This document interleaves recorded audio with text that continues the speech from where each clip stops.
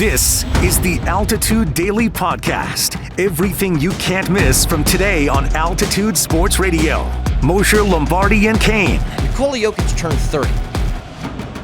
I know. When I saw the 3 as the first digit in his age, You start to... it's like I felt Nuggets felt mortality for a second that I haven't felt for a while. Well, it's not going to last forever, my friend. But there's a difference between 29 and 30. And I this know is it's where- no difference in 24 hours, but it is a difference when I see it on paper because we all kind of know. First of all, Joker's having his best season of his life this year, so it's not like it's anywhere close to ending in the near future. But we know Jokic ain't playing until he's 42. But remember, I didn't hit my athletic peak until I was 41. Yeah, but here's the thing. Jokic is going to leave that athletic peak or some of that athletic peak on the table. Do we all kind of agree with that? He's just going to wake up one day and say, you know, it's cool. I'm cool. I'm chill. Yeah. I'm done. Here's what I have one answer. And this is By the a way, really good happy answer. birthday, Jokic. I don't want to make this sad, but it's sad for me. Happy birthday to you. Yeah, happy birthday boy. to my baby, my beautiful 7-foot baby, baby 3-time 7-foot MVP boy. boy. So that's it. Do you feel different about what the Nuggets need to do in the next few years now when I hear 30-year-old Nikola Jokic? Yeah, of course. Of course, you got to be in a hurry. And that's the thing about windows in sports. Anytime you assume there's going to be a nice fat window for you to jump through, something happens. And that something in the Western Conference is Oklahoma City. Yeah. That something could be what the Lakers just pulled off with Luka. Yeah. There's always something. So you can never assume that window stays open. You just can't. And that's where I think the Nuggets have to be very aggressive. This year, next year, the year after. This window's here. It's going to be here. What is it, 5 more years? Well, I don't know. I have no idea what the shelf life of Nikola Jokic is. I don't know the answer to that. I do know this. You have to get better or you're getting worse. Right? Mm-hmm. You have to get better or you're getting worse. Like, I almost feel, what if I pondered this during the break, if you will. If at the trade deadline this year, we were talking about 30-year-old Jokic as opposed to 29, do you think it would have looked different? I guess it psychologically it's different because it's all just up here. It's in not your like brain. a real difference. Correct. But all up here. The Altitude Daily. The Morning Sprint. Speaking of not being the savior, Malik Nabers, the fact that you are a New York Giant, it speaks to that Joe Shane, general manager, passed up on the opportunity to draft one of 3 quarterbacks. Michael Penix Jr., J.J. McCarthy, Bo Nix. A generational draft class. Somebody make that make sense to me. That the New York Giants, in their Danny Dimes football hell, that played out exactly how everybody knew it was going to play out, passed up on those 3 quarterbacks. All 3 of them showed incredible promise, including J.J. McCarthy, who got hurt, yes, in preseason, but He looked great fantastic. in the preseason. He looked great in camp. So is this Kirk Cousins to the Giants? Is this Sam Darnold to the Giants? You imagine you're in the same building that it all went awry. It'd be so funny. Like, and And then it the works. Giants make it work. And then it pops. It'd be unbelievable. That could happen. Kirk Cousins, man, I just feel like his best ball, it played out, man. I mean, because you were set up for success in Atlanta with the skill players around you. God, he just. They keep getting contracts, though. Did you see Andy Dalton signed a 2-year contract yeah, with but Carolina? that's different. That's a 2-year, $4 million per deal. This is They keep getting deals, man. These vet quarterbacks, they just hang around. They never expire. What about Jameis Winston and Cam Ward?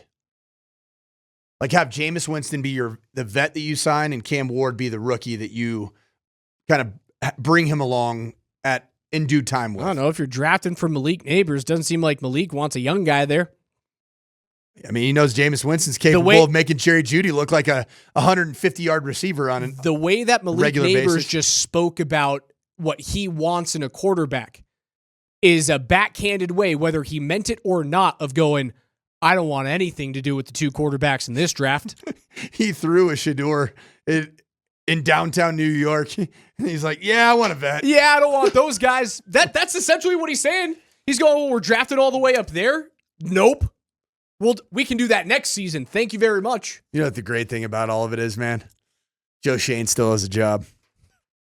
Still employed. Some guys just are bulletproof. The Altitude Daily. Columbus, Hastings, and DMAC. Yeah, Jeff, what's your overall vibe on the lovely world of free agency? It's not considered a good group overall in the league. So in total. Good luck, Yeah. I think. And I think it's a rare year. It's a thin draft board and not a very good class of free agents. So you better get it right. Oof.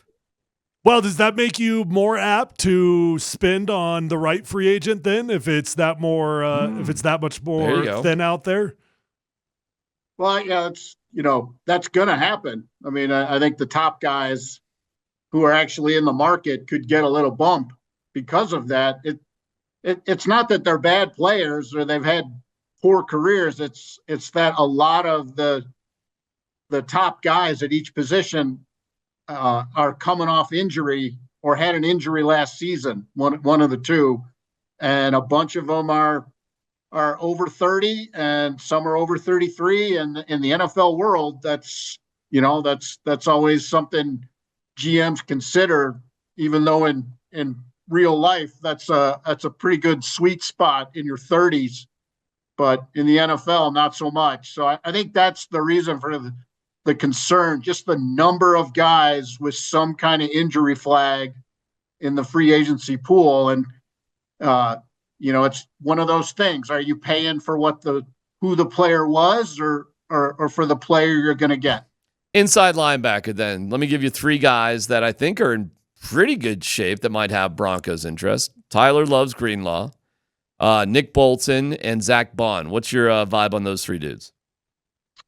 Yeah, I think, maybe we see differently because of the former Saint quotient, but Bond seem to be looking for a bigger player physically than Bond is. Personally, Bolton is probably the best schematic fit, and Greenlaw is probably the best athlete of the 3. So it's just kind of what you want from those. But schematically, in terms of what he was asked to do in their defense, Bolton is probably the closest fit between Spagnuolo and then what Vance Joseph is running. The Altitude Daily. Kretman and Lindahl. This is one of those moments, and this is one of those conversations where you got to stop and remember, like, the confluence of circumstances that led to Jokic in Denver, right? Like, Nikola Jokic, best player in the world, doesn't want to go anywhere. He loves Denver. He loves the organization. The organization absolutely loves him back. There is complete trust and partnership in everything that is happening right there, and that's just how this is going to be. A second-round pick that landed here in Denver that is a Serbian dude who he's not a Nike client. He's not an Adidas guy or anything else like that. He's got his Chinese shoe company, and he's more than happy to sit here in Denver, Colorado and get paid. He's not a limelight guy. He's not on a ton of commercials. He could be on way more than he currently is, and he's done a few. The hotel ones with Peyton Watson were fun. But again, like he's not the guy that you see on Super Bowl ads or anything else like that, and he's never going to want to be. And for better or for worse, the best players in that sport are those dudes. That's because that's what being the best basketball player in the world affords you, those opportunities. Again, Nikola Jokic is a different cat completely, that he's good on all of that. He likes his horses, he likes his family, and he likes being left the hell alone, which he mostly is here in Denver. Well, frankly, so do a lot of his teammates. Yeah. That's why this all works. You mentioned Aaron Gordon. I remember we wondered at the time when there was rumors Aaron Gordon may come here, is it going to work? Does he want to be the face of a team? Turns out he seems just fine the way that it's working. Yeah.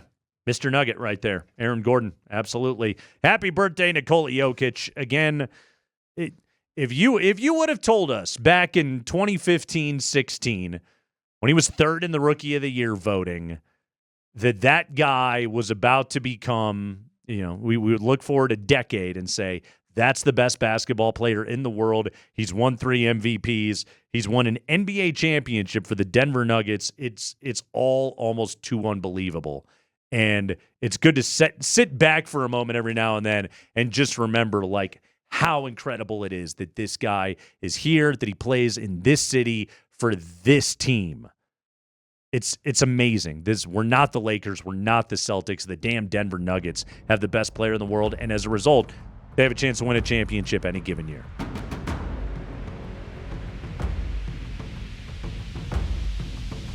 You've been listening to the Altitude Daily. Catch us live weekdays on 92.5 FM, the Altitude Sports Radio app, twitch.tv/AltitudeSR, youtube.com/Altitude Sports Radio, and your favorite smart speaker. Say Altitude Sports Radio.